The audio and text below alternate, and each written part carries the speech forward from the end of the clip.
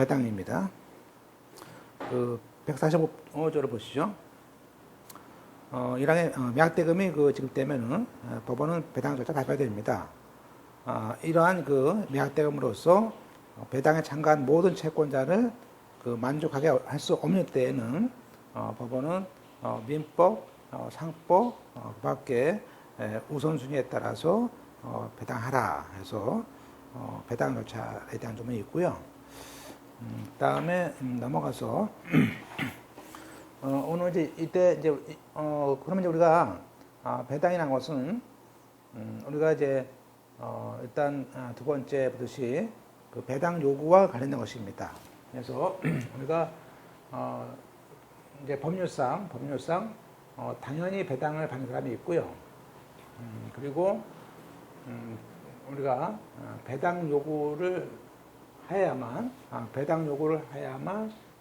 즉 배당 요구 종기까지 배당 요구를 한 자에게만 주는 배당 요구 채권자가 있습니다. 따라서 배당 요구를 배게 되는데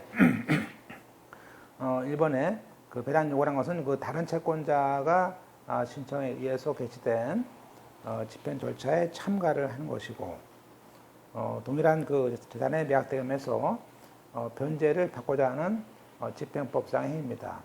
따라서 압류 채권자 이외의 채권자가 매각 절차에 참가해서 자기의 채권을 만족을 구하는 것이다 되어 있어요.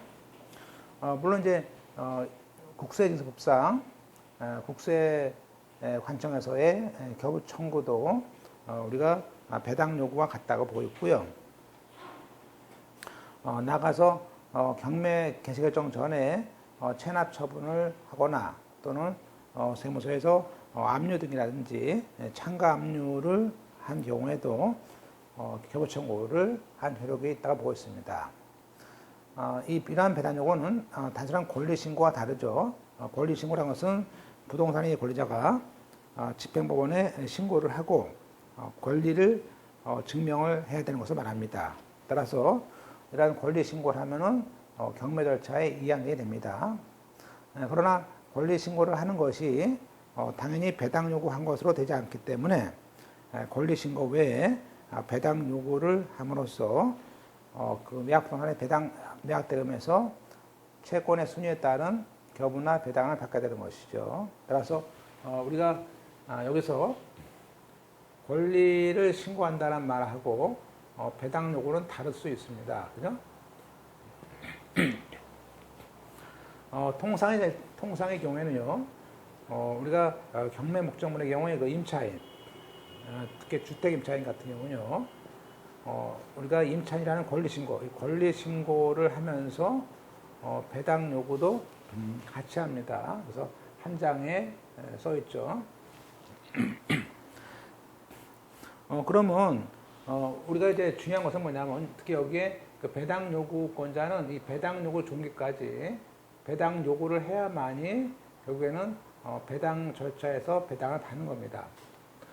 따라서 우리가 배당 요구를 제때 못했다든지 또 그 뒤에 했다든지 그렇게 되면요 결국에는 배당 받지 못하게 됩니다.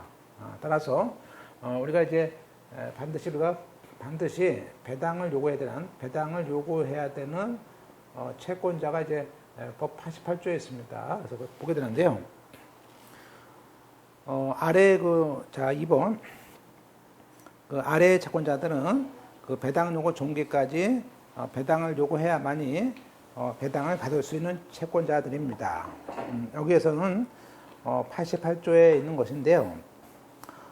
첫 번째 집행력이 있는 정보를 가진 자. 이 집행력이 있는 정보를 가진 자는 판결문이라든지 어떤 공무적 누사라든지 그런 것들을 가지고 있는 것이죠. 따라서 반드시 배당 요구를 해야지 알 거 아닙니까?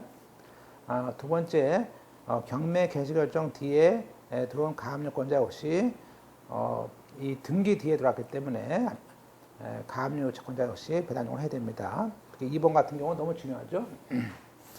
세 번째 민법 상법상 그 밖의 법률에 의해서 우선 변제권이 있는 자도 우리가 그 배당 요구를 해야 됩니다. 특히 이제 여기서 비록 우선 변제권이 있다는 말은 거기에 보듯이 주로 임차권 중에서 제일 많은 거죠. 그 등기를 할 필요 없는 그런 임대차, 주택 임대차, 상가 임대차, 또 나가서 임금 채권자 등 또 상법상 사용인의 우선 변제권 등을 두고 수 있습니다. 그리고 중요한 것은 두 번째인데 우리가 저당권과 전세권이라든지 등기된 임차권 같은 경우에도 우선권이 있습니다. 그렇지만 그것이 첫 경매 개시결정 등기 후에 됐다. 그래서 첫 번째란 말은 이제 이중 경매를 전제로 해서 첫 번째 경매라는 그런 뜻이겠죠. 따라서 이 첫 경매 개시결정 등기 후에 들어온 이러한 저당권, 전세권, 등기된 임차권 등기권자들은 반드시 배당 요구를 해야 된다는 것을 알 수 있습니다. 따라서 우리가 우선 변제권자라도 우리가 임차권 같은 것이라든지 임금 채권은 무조건 반드시 그것이 경매 등기 전이든 후든 반드시 그 배당 요구를 해야 되고요. 다만 저당권, 전세권 같은 경우에는 경매 등기 후에 들어왔을 때 한다는 것을 알 수 있습니다. 그리고 4번에 조세라든지 기타 체납 처분의 예에 따라서 증서할 수 있는 공과금 채권자도 보통 우선권이 있지만은 반드시 배당 요구를 해야 됩니다. 따라서 우리가 법에 정한 그 배당 요구 종기까지 국세증서법에 의해서 체납 처분의 예에 따라서 압류를 하는 경우도 있고 참가 압류를 하는 경우도 있고 하여튼 교부 청구를 하는 경우도 있지만 그런 걸 해야만이 배당을 받을 수 있다고 할 수 있습니다. 따라서 여기 네 가지 보통 이제 집 뒤에 가 이렇게 오는데요. 집행력에 있는 정보를 가진 사람, 경매 뒤에 가압류권자, 그다음에 우선 변제권자, 조세권자들을 줄 수 있습니다. 그래서 여기서 88조는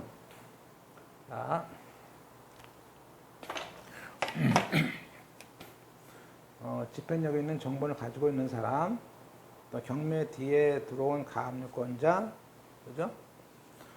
그 다음에 우선 변제권자들이 있는데, 그죠? 여기에는 각종 주택 임차인들, 또 임금 채권자를 둘 수 있고요. 특히 요거 가압류처럼 우리가 경매 개시 등기 뒤에 들어온 우선권자인 저당권, 전세권자들을 둘 수 있어요. 그 다음에 역시 조세권자도 마찬가지다 이거예요. 조세권자도.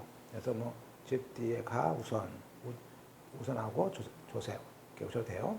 집 뒤에 가면 우선한다 조세. 이제 이것을 하나씩 보는 거죠. 여기 이제 첫 번째 집행력 있는 정보를 갖다는 얘기는 일단 우리가 이 정보를 가진 사람은 경매 신청할 수도 있지만 지금처럼 배당 요구할 수도 있는 겁니다. 따라서 88조에 그 집행력 있는 정보를 갖다는 얘기는 우리가 처음에 총론에서 28조에 집행력 있는 정보라는 것과는 우리가 다를 수 있습니다. 다시 말하면 원래 집행을 신청할 때 얘기하는 그 28조에 집행력 있는 정보라는 말은 집행문이 붙여 있는 판결 정보를 의미합니다. 그러나 88조에서 얘기하는 집행력 있는 정보는 물론 판결문도 해당하지만 그 외에 집행원인 또 되는 겁니다. 따라서 우리가 질문이라든지 이행공고도 되는 것이죠. 따라서 집행문이 필요한 경우는 집행문을 받아서 해야 되지만 집행문이 필요 없는 지급 명령이라든지 이행공고라든지 그 배상이죠, 배상. 이러한 그 배상 명령 같은 것들은 집행문을 필요 없이 우리가 하는 거다. 배당 요구 하는 거다. 물론 배당 요구를 할 때도 보통은 정본을 가지고 하지 않아도 사본을 가지고 하는 것도 가능하다라는 것이 규칙에 있습니다. 두 번째 나번에 첫 번째 경매 개시 뒤에 가압류권자를 말하고 있습니다. 자, 우리가 배당 요구라는 그 자격이 있어야만 돈을 주는 것이기 때문에 배당 요구의 자격을 선호하는 사람들로서는 이렇게 그 가압류 등기된 등기부 등본을 내거나 또 그 가압류 결정문을 내면 되는 것이죠. 물론 때 엔더가 있지만 물론 이 배당받을 금액은 가압류할 당시에 청구했던 금액 범위 내에서 범위 내에서라면 원금, 이자, 비용 다 받는 것이고 다만 이제 가압류권자도 이 가압류가 예컨대 여기 우소권인 임차권에 기한 가압류가 있을 수도 있고요. 임금채권에 기한 가압류가 있을 수도 있어요. 따라서 이 우소권에 대한 소명은 즉 가압류의 배당순위에 대해서는 가압류에서 보존된 그 피보존 권리가 즉 가압류에 대한 권리가 혹시 민법상 어떤 임차권자라든지 그 밖에 법률에 의한 우선순위에 따른 겁니다. 따라서 그러면 이 똑같은 가압류라도 우선 변제권에 기초한 채권임은 배당표가 확정될 때까지만 그 가압류란 그 우선권이라는 것을 소명하면 된다는 것이 판례입니다. 따라서 가압류권자가 만약에 물론 가압류권자는 나중에 이제 집행권을 얻어야 되는데 집행권을 얻기 전에 집행권을 언제부터 판결을 받아야 되는데 6개월, 1년 갈 수 있어요. 그럼 그 사이에 배당에 들어갑니다. 즉 집행권을 얻기 전에 배당에 들어갔을 때는 결국에는 가압류 결정에 있는 그 피보존 채권에겐 청구 금액에 대해서 그 금액이 가압류 채권에 대한 배당 금액이고 그 금액은 일단은 공탁을 해놨다가 나중에 본안 이제 소송해서 받는 것이죠.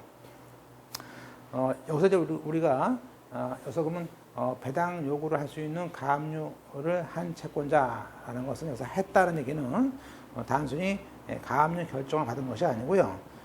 이게 부동산 경매이기 때문에 그 경매 부동산에 대해서 가압류 집행이라는 가압류 등기까지 마친 그 채권자를 말하는 겁니다. 따라서 이 가압류 결정만 냈다 거기 밑에 만약에 가압류 집행 전에 가압류 결정문만 냈다.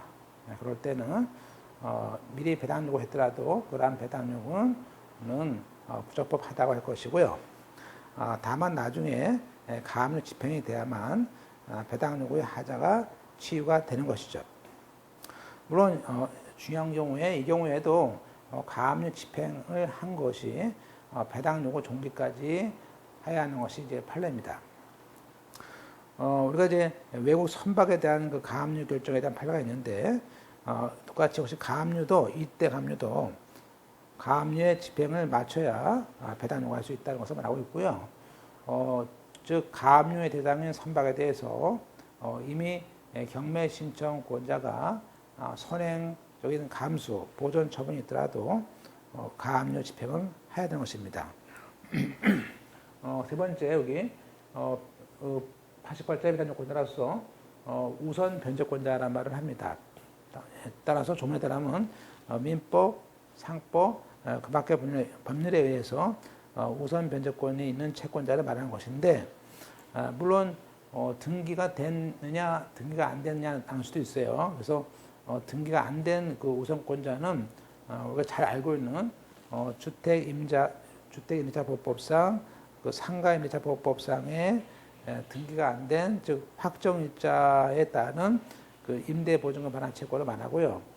그 외에 임금채권자 또 사용인의 우선 변제권들도 우선 변제권이 인정되고 있지만은 다만 등기가 되어 있지 않기 때문에 배당 요구를 해야 됩니다. 그래서 채권이나 존분의 액수를 알 수 없기 때문에 그렇습니다. 이런 배당 요구 방식은 우리가 자유로운 방식을 하는 것이고요. 물론 임금 채권 같은 경우에는 임금 미지급 증명서 또는 채무 승인서 등이 필요하고요. 그래서 원본이 필요는 없습니다. 아까 가압류한 임금 채권자의 우선 변제권이다라는 그 설명 시기는 배당표가 확정될 때다라고 말했었습니다. 그 다음에 따라서 4번처럼 권리 신고를 했더라도 배당 요구를 해야 되는 겁니다. 다섯 번째, 만약에 그러면 여기 이제 여기 임차인이에요. 여기 임차인. 임차인이 여기 배당법원에 이 Ky라는 사람이 그런데 임대보증금이 1억 받을 게 있었어요. 그죠? 그러면 이때 임차인이 요 임대보증금 반환 채권을 K2한테 양도합니다. 양수하죠? 그러면 문제 뭐냐면 그러면 이때 이 임차인에 대한 양도인이 이 배당금을 받을 수 있을까라는 문제가 생깁니다. 자, 그럼 보세요. 5번에 그 채권 양수인이 그 우선 변제권을 행사할 수 있는 주택 임차인으로부터 그 임대차 보증금 반환 채권을 양수받았을 때, 그 임차권과 분리된 임차 보증금 반환 채권만을 양수받았다는 것이에요. 그러면 중요한 건 뭐냐면요. 이게 한마디로 임차권이 아니고 임대차 보증금만 양도받았기 때문에 그 양수인은 배당할 때 그 주임법상 우선 변제를 행사할 수 있는 임차인에 해당할 수 없다는 겁니다. 따라서 위 채권 양수인은 임차 주택에 대한 경매 절차에서 주임법상 임차 보증금의 우선 변제권자의 지위에서 배당 요구를 할 수 없다는 것이고, 결국에는 우리가 또 이러한 채권 양수인이 주택 임차인으로부터 다른 채권에 대한 담보로서 우리가 임차 보증금 반환 채권을 그 양수 받은 것도 마찬가지라는 거예요. 그러니까 이때는 양수인이 배당을 받으려면 일반 금전 채권자의 요건을 갖추어서 그 한마디로 역시 이 사람이 양수인의 지위에서 그 배당 요구를 받아야 된다는 것들이 그겁니다. 그죠? 그 다음에 그 2013년도 8월 달에 나왔던, 그럼 우리가, 그냥법에서 임차인의 보증금 반환 채권을 양수한 경우에, 우리가 그 당시에, 그죠? 금융기관의 경우에는, 우리가 우선 변제권을 승계하도록 하는 주임법이 개정된 바가 있습니다.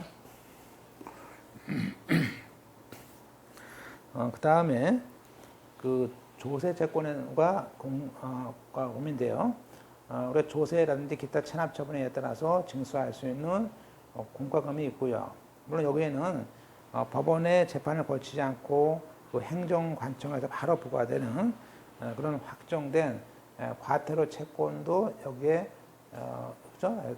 그 결국 청구할 수 있겠죠. 따라서 똑같이 이들도 그 배당 요구 종지까지 국세징수법에 정하는 체납처분에 따라서 압류나 참가압류나 교부 청구를 해만이 배당을 받을 수 있는 겁니다.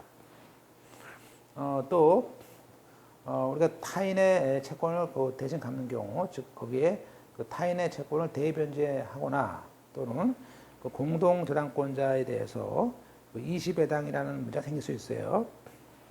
자, 이제 우리가 민법상 차순위 채권자가 그 대변제를 한다든지 그럴 때 그 사람도 혹시 그 우리가 대위권자는 그 피대위권자가 그 배당 요구를 필요로 한 사람이었다면 당연히 대의의 범위 내에서 배당 요구를 해야 되는 겁니다. 그죠? 예컨대 보실까요? 우리가 이제 민법상 여기서 이제 예컨대 A 부동산이 있고 B 부동산이 있습니다. 서울에 있고 얘는 수원에 있습니다. 자, 그런데 등기부에 여기서 1번 갑이고 여기도 역시 등기가 이쪽에 역시 1번이 갑이 됩니다. 여기는 을이 되겠죠? 물론 이제 둘 다 아파트고 만약에 이것이 뭐 5억이다 이렇게 보세요. 자, 그러면 뭐 단순하게 비용 빼고 만약에 이 사람이 10억에 대한 채권이 꽤 있어요. 양쪽에 공동담보로. 그럼 원래는 갑은 10억이라는 채권을 가지고 동시에 배당하면요. 동시에 배당을 해요.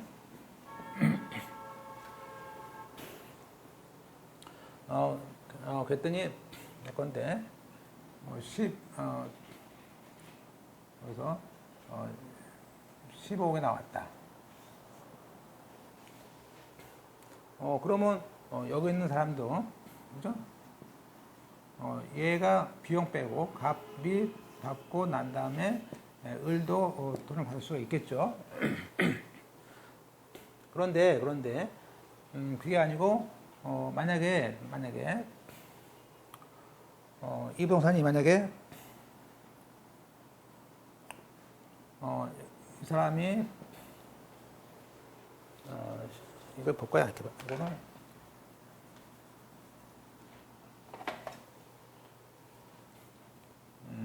이걸 10억이라고 그러고요. 10억. 약간 말이 돼야 되니까. 그렇죠? 이걸 10억이라고 그러고 이건데 이게 8억이다. 그러면 우리가 이 사람이 자, 이 8억이라는 돈을 다 받아갔어요. 즉 20회당이죠. 다시 한번. 자, 20회당일 때는 먼저 서울 걸 팔았어요. 서울에 있는 A를 경매를 놓습니다. 그래서 여기서 8억을 받아갔습니다. 값이. 그리고 여기에 세금이 또 받아간 거예요. 그래서 을은 배당받을 길이 없는 거예요. 따라서 이때는 차순이자를 보호하기 위해서 즉 동시 배당했더라면 여기서 4억 받고 받을 수 있죠.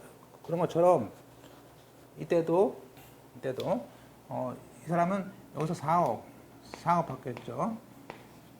그러면 이 차순이자 보호를 위해서 마치 동시 배당했을 때처럼 상정해서 얘가 8억을 다 먼저 받아갔지만 나중에 이 을이 요 4억에 대해서 동시 배당했었더라면 받았을 금액인 요 4억에 대해서 차순이자가 대위해서 등기도 놓아가지고 이 사람이 경매 놓아가지고 4억을 받게 하는 거예요. 그죠? 자, 이제 문제는 그런데 만약에 이 사람이 이 갑이라는 사람이 자, 갑은 결국에는 이 사람은 그 피대위자가 될 것이고요. 얘는 그 대위자가 될 거 아닙니까? 따라서 이 사람은 동시에 했으면 4억 8억 받을 것을 8억을 먼저 20회당으로서 8억을 먼저 받아갔으니까 이 을 입장에 봤을 때는 결국에는 동시에 받을 수 있었던 B 부동산에 대한 4억을 대위할 수 있겠죠. 문제는 뭐냐면 만약에 이때 재산권자가 요 경매를 해서 만약에 배당 요구를 해야 되는 사람이다. 즉 여기에 경매 등기 뒤에 들어와서 배당 요구를 해야 되는 사람이다 경우에는 당연히 이 대위자가 대신해서 배당 요구를 해야 된다는 겁니다. 물론 이 사람이 배당 요구했다면 안 할 수 있지만 피대위자가 배당 요구를 해야 되는 사람이라면 대위자가 배당 요구를 안 하면은 이런 대위도 할 수가 없다. 대위도 할 수 없다. 그래서 주의할 것이 그런 얘기죠. 따라서 7번처럼 다시 294페이지입니다. 차순위 대위자가 대위하는 경우에 368조 이야기인데 대위권자는 피대위자가 그 배당 요구에 필요한 경우에는 그 대위할 범위 내에서 아까 4억이라는 범위 내에서 대위권자만이 배당 요구해도 되지만 또 대위할 범위에 대해서 피대위자가 갑에 이미 배당 요구했거나 또 배당 요구하지 않아도 당연히 배당을 받을 수 있는 경우에는 대위권자에는 을은 배당 요구하지 않아도 배당기일날 즉 배당 확정 전까지 가서 자기가 사순이 대위다라는 것을 소명을 하면 된다는 겁니다. 물론 피대위자가 판결문에 가졌다. 그러면요, 그 판결문을 가진 자에 대해서 대변자했을 때는 대변자로 인해서 그 승계집행문을 받는 것이죠. 그죠? 그렇죠? 그래서 그건 우리가 판결문을 받은 자에 대한 대변제를 알 수 있어요. 네. 그 다음에 그게 이제 우리가 2013년 판례를 한번 보실까요? 그러면 최근에 이 판례는 뭐 너무 중요한 판례고 잘 보세요. 임차인이 그 보증금을 안 줘서 그 보증금을 반환받기 위해서 임차 주택에 대해서 판결문에 의해서 스스로 강제입니다. 그 강제 경매 신청했습니다. 그럴 때 우선 변제권을 받기 위해서 배당 요구해야 됩니까? 필요 없습니다. 다시 한번 우리가 보증금을 받기 위해서 그 경매 신청한 사람은 우리가 예컨대 판결문을 우리가 임차인이 보증금에 대한 반환이라는 판결문이 있어요. 그러면 이 판결문 가지고 우리가 이 판결문을 가지고 뭐 할 거예요? 배당 요구를 할 거 아닙니까? 근데 보세요. 그러면 임차인이 이 판결문을 가지고 별도로 경매 신청을 했다는 겁니다. 그러면 이 경매 신청을 했기 때문에 판례는 별도로 그 배당 요구는 할 필요 없다. 하지 않아도 요 임차인의 확정일자에 따른 우리가 확정일자에 따른 우선권에 따라서 배당 요구를 그죠? 배당을 주겠다.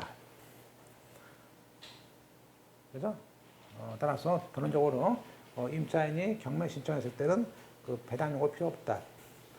과거에는 이것이 배당 요구가 필요했었는데요. 왜냐하면 임차인이 단순히 이 판결문을 가지고 경매 신청할 때는 판결문의 지위라는 그 일반 채권자의 지위에 따라서 배당금을 줄 수 있다 이거예요. 그래서 과거에는 별도로 확정일자라는 우선권이라는 그 배당 요구를 해야 된다고 했는데 판례는 이 임차권에 의해서 경매 신청했다는 것은 판결문에 이런 그 확정일자라든지 이런 것들이 나와 있기 때문에 별도로 배당 요구하지 않아도 우리가 그 우선순위에 따라서 배당을 준다.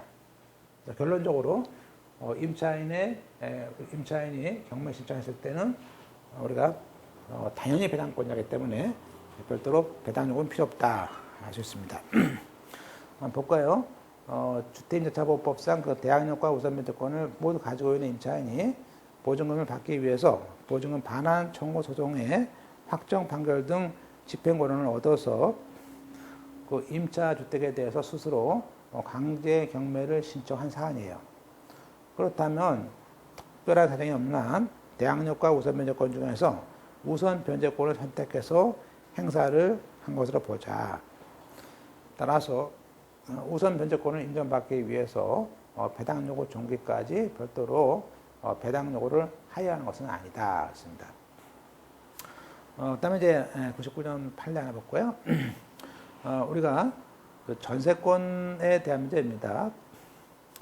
특히 그 전세권에 대한 그 전세금 반환 채권을 전세권과 분리해서 양도할 수 있느냐 문제예요.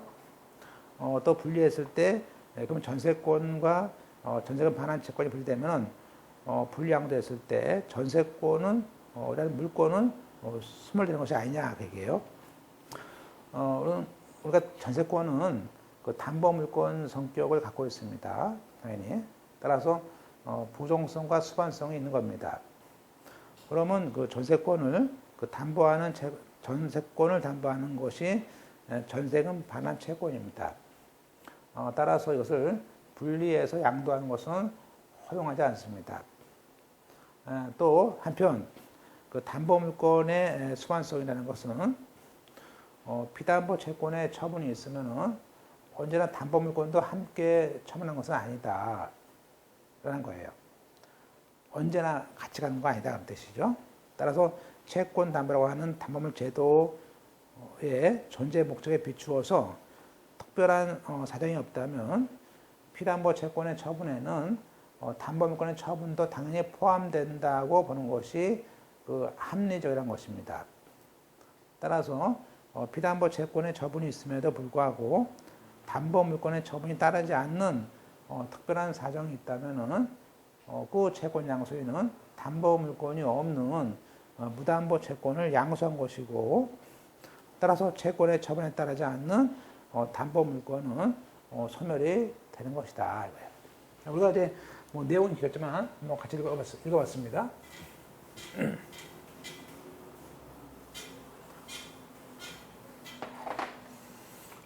우리가 자, A가 B에 대해서 자, 전세권자입니다. 물론 또 그 저당권자일 수도 있어요. 그죠?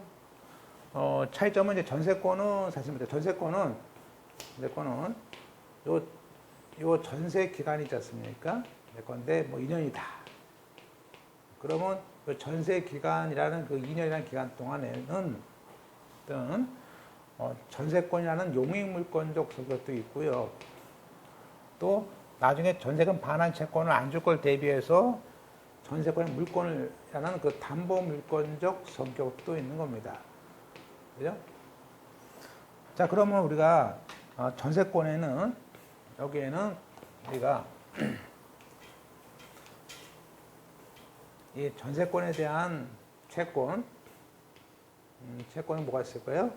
당연히 전세 기간이 끝나면 전세금 반환에 해당하는 채권이 있을 것이고, 저당권에 대한 채권은 저당권에 대한 그 담보된 채권은 이건 피담보 채권이 있는 거예요. 근데 뭐 2억, 여기도 뭐 2억 했을 거 아니에요? 그럼 우리가 이 전세권에 대해서는 우리가 만약에 이 저당권에 대해서 이 저당권을 예컨대 요 채권, 그럼 우리가 항상 이 전세권과 채권 관계는요, 여기서 요 피담보 채권이란 것이 있겠죠. 요 채권은 담보권과의 관계는 이게 부동성, 그죠? 채권을 갚으면은, 자, 채권이 발생하면요, 저당권도 발생합니다. 그죠? 그리고 채권을 갚으면요, 저당권도 소멸되는 거예요. 그죠? 또, 요 채권을 양도하면요, 채권이 양도되면요, 요 저당권도 같이 양도가 되는 겁니다. 그래서 이것을 우리가 피담보 채권과 저당권 간에는 부정성이 있는 것이고, 채권과 저당권 간에는 수반성, 처분을 할 때 같이 처분된다는 그 수반성이 있는 겁니다. 따라서 원칙적으로는 이거를 분리할 수는 없는 겁니다. 그래서 채권과 저당권은 분리할 수 없는 거예요. 따라서 우리가 채권이 양도되면, 만약에 이 A가 B에 가지고 있는 이 채권을 얘한테 양도되면요, 채권이 양도되면 보통 담보권도 같이 따라온다 이거예요. 그러나 둘이서 약정을 해서 특약으로 따라오지 않게, 즉 난 저당권은 필요 없고 채권만 양도할 수 있습니다. 그거가 이제 여기서 얘기하는 우리가 전세권의 얘기예요. 그죠? 우리가 여기서 얘기하는 전세권은요, 얘는 정말 어떻게, 우리가 만약에, 자, 전세 기간이 끝나면요, 전세 기간이라는 것이 끝나면요, 더 이상 용익권은 없는 겁니다. 따라서 집주인한테 담보 물권인 저당권만 남아 있는 것이, 담보 물권의 성격인 전세권이 있는 것이고, 여기에 전세금 반환 채권이 있는 겁니다.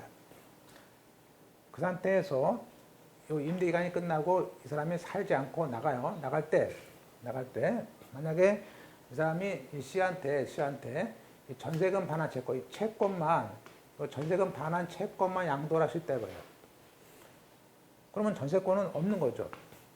내가 살지 않고 나간다면 이 채권만 양도했다면 이 사람은 요 전세금 반환 채권만 양도하는 것이고, 만약에 이 상태에서 경매가 들어갔을 때 C는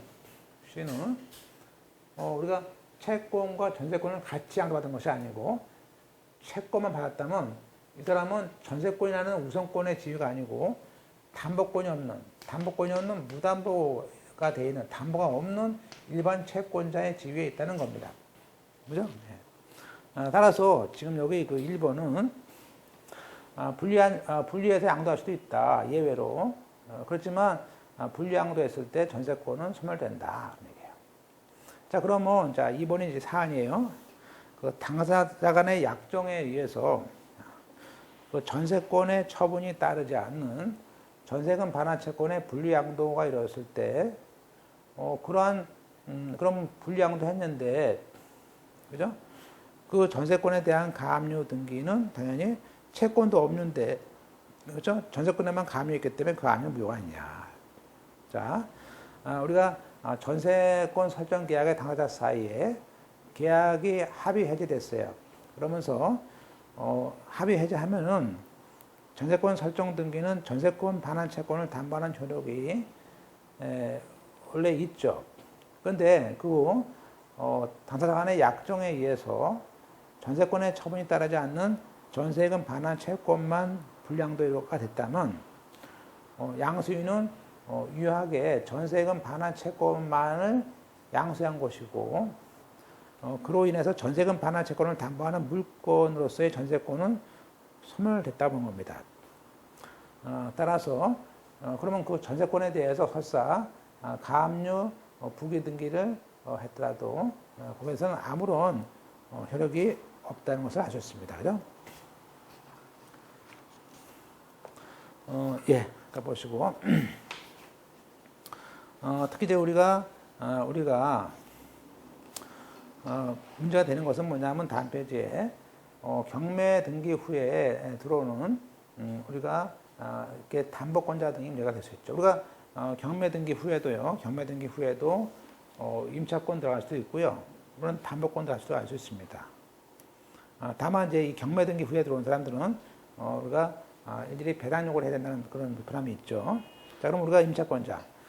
자, 1항에 등기된 권리자로서 만약에 경매 등기 후에 임차권자가 있다면은 우리가 배당 요구까지 배당 요구를 반드시 해야 됩니다. 물론 주택이나 상가 건물의 임차인은 2학년으로서 권리 신고를 할 수 있는데 이러한 권리 신고라는 것이 곧 배당 요구로 볼 수 없기 때문에 별도의 배당 요구를 해야 됩니다.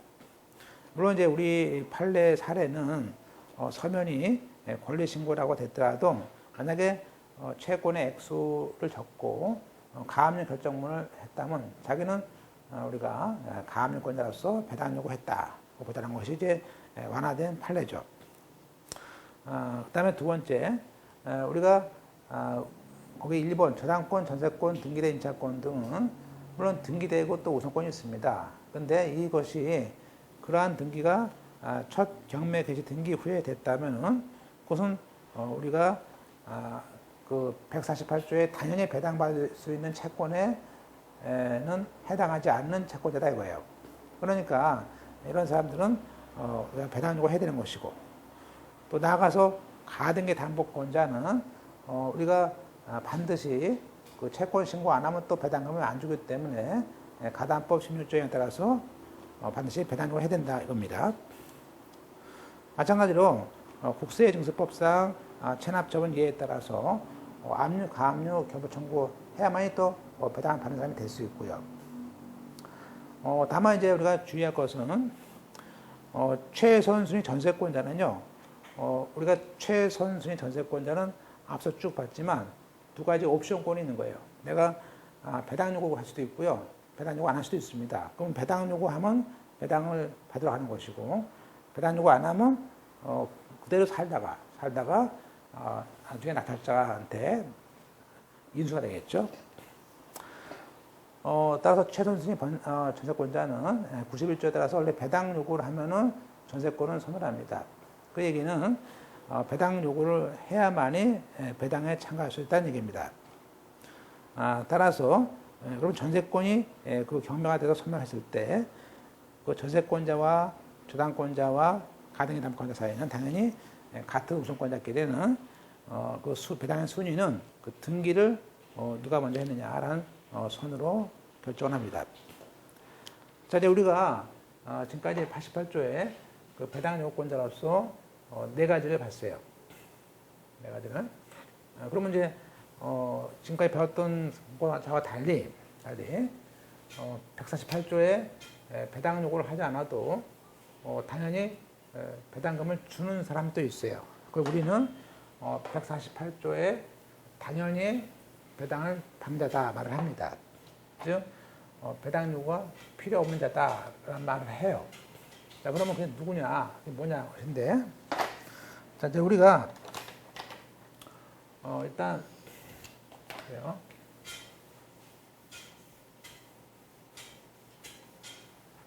비교를 한번 봤고요. 지금 봤던 그 88조에 이 88조라는 거하고 148조는 좀 기억하시겠죠? 여기에 있는 그 배당 요구권자가 있고요. 여기는 당연히 배당을 받는 거예요. 그럼 아까 우리가 이제 비교죠. 여기에는 우리가 첫째 그 집행력이 있는 정본에 의해서 그 배당 요구를 해라 거예요. 먼저 두 번째는 경매 등기 뒤에 가압류한 사람. 그죠? 세 번째는 우선 변제권자인데 특히 여기에는 등기가 안 된 사람들 또 있지만 일단은 역시 경매 개시결정 등기 뒤에 등기가 된 우선 변제권자, 등기된 그 우선 변제권자는 여기에 따라서 무조건 받아라. 그리고 네 번째, 그리고 각종 조세권자다 그랬어요. 따라서 우리가 여기서 배당 요구권자는 집행력이 있는 정무 가진 사람, 경매 뒤에 가압류권자, 우선 변제권자, 그리고 조세권자다 그랬어요. 그래서 집 뒤에 가면 우선 조세 이렇게 오실 수 있죠. 자, 그런데 문제는 뭐냐면 그러면 148조에 보는 우리가 얘기하는 당연히 배당받는 권자는 뭘까? 그래서 한번 볼까요? 그 조문 보세요. 한번 조문 보실까요? 자, 네 가지가 있죠. 자, 1호에 배당 요구 종기까지. 자, 우리가 배당 요구 종기까지 경매 신청해. 자, 경매 신청에는요, 이미 당연히 배당을 주는 거죠. 아까 뭐였죠? 팔라가 아까 임차권자가 경매 신청했을 때 했어요. 똑같이, 물론 배당 요구 종기까지 88조에 따라서 배당 요구하는 사람. 이거 당연하죠. 이건 당연한 얘기예요. 그죠? 그 다음에 세 번째. 자, 1호, 2호, 3호, 4호가 됐죠? 호수가 있어요, 그냥. 자, 3호 보세요. 3호는 뭐라고 했어요? 경매 개시 등기 뒤에가 아니고 전에 가압류사입니다. 자, 그래서 우리가 여기에 있는 요거 두 번째 거, 경매 등기 뒤에 가압류한 사람하고 경매 등기 전에 가압류한 사람은 지가 달랐다. 그래서 실무에서 보시면 이제 아주 어려운 얘기는 아닙니다. 적어도 경매 등기 전에 들어온 가압류권자는 배당 요구가 필요 없고 경매시 뒤에 들어온 가압류권자는 배당 요구가 필요하다는 것이 제일 중요한 얘기예요. 네 번째는 우리가 요거예요. 얘들. 그죠? 즉 여기는 우선 변제권자를 얘기하는 겁니다. 그죠? 따라서 얘는 그 뒤에가 중에 저당권자, 전세권자 또는 등기된 임차권자 등 등기가 됐는데 이런 우선권자들인데 이게 언제라고요? 이게 첫 경매 개시 결정 전에. 아니죠? 그 전에 그죠? 등기가 된 우선권자라 말합니다. 그렇죠? 복과의 4번에 저당권, 전세권, 그 밖에 우선 변제권자로서, 우선 변제 청구권자로서 첫 경매 개시결정 전에 등기되었고, 물론 경매로 인해서 소멸되니까 경매로 인해서 소멸돼야죠. 왜냐하면 인수되는 사람들은 안 주니까. 그래서 우리가 저당권, 전세권, 임차권자로서 첫 경매 개시 전에 경매로 소멸하다. 자, 결론은요. 우리가 알 수 있는 것은 우리가 보통 이렇게 경매 개시 결정이라는 그죠? 개시 등기가 있어요. 이게 압류죠. 그러면 우리가 압류 등기 전에 들어왔던 가압류권자, 그죠? 압류 등기 전에 들어왔던 우선 변제권자. 여기에는 물론 전세권자 요거들이죠. 저당권자, 임차권자 되겠죠. 그러면 이 사람들은 148조에 따라서 배당 요구가 필요 없어요. 이렇게 하는 거죠. 그러나 이것이 경매 등기 후에 들어온 사람인 가압류권자라든지 경매 등기 후에 들어온 우선 변제권자가 뭐가 있어요? 저당권자, 전세권자, 임차권자 등 등기된 비록 등기된 권자 다 포함된다. 그래서 두 개 제일 중요한 얘기가 될 수 있습니다. 자, 이제 이걸 하나씩 보고 이제 그러면 이제 우리가 여기서 148조라는 얘기는 당연히 배당을 받는 사람이다. 하나씩 보고 이제 우리가 좀 쉬겠습니다. 자, 1호가 그 배당 요구 종기까지 경매 신청을 한 암유권자다. 거기에는 두 가지가 있죠. 가번에 있는 경매 신청권자도 될 수 있지만 오른쪽에 있는 이중 압류권자도 되는 거예요. 자, 그러면 우리가 296페이지입니다. 이 경매 신청 채권자는 배당받을 채권자이고, 당연히 배당 요구 했으니까, 즉 경매 신청 속에는 배당 요구가 들어있다는 것이죠. 따라서 별도로 경매 신청한 사람이 배당 요구가 필요 없다. 따라서 판례도 임차 보증금 채권에 기해서 경매 신청한 경매 신청이 별도로 배당 요구를 해야 한다 했었지만 지금은 별도로 배당 요구가 필요 없다는 것이 아까 2013년도 판례였다. 남원의 이중압류권자입니다. 우리가 그 선행 사건에 적어도 두 가지가 있죠. 그 선행 그 사건의 배당 요구 종기까지 이중 압류한 사람은요, 선행 사건에 대한 경매에서 배당 요구는 필요 없습니다. 당연히 받습니다. 이때 경매 신청은 접수시를 말하고요. 따라서 이중 경매 신청이라는 것은 그 선행하는 배당 요구 종기 전까지 해야 되는 것이다.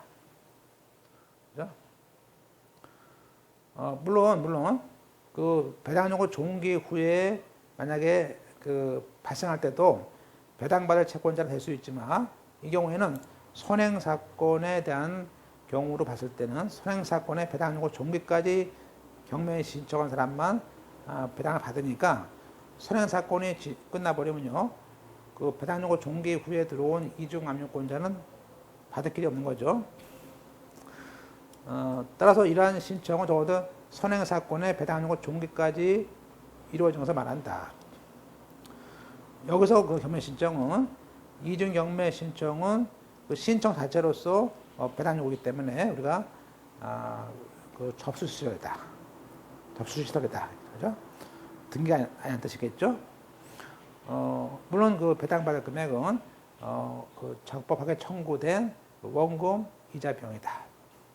만약에 4번처럼 그러면 그 이중 압류로서 경합됐다가 먼저 경매가 된 사건이 취하가 되거나 취소가 되면은 그러한 경우에 뒤에 거를 진행하죠. 그럼 그때 그 선행 사건에서 지출한 절차 비용의 경우에 우선 받을 수 있는 범위가 생겨요.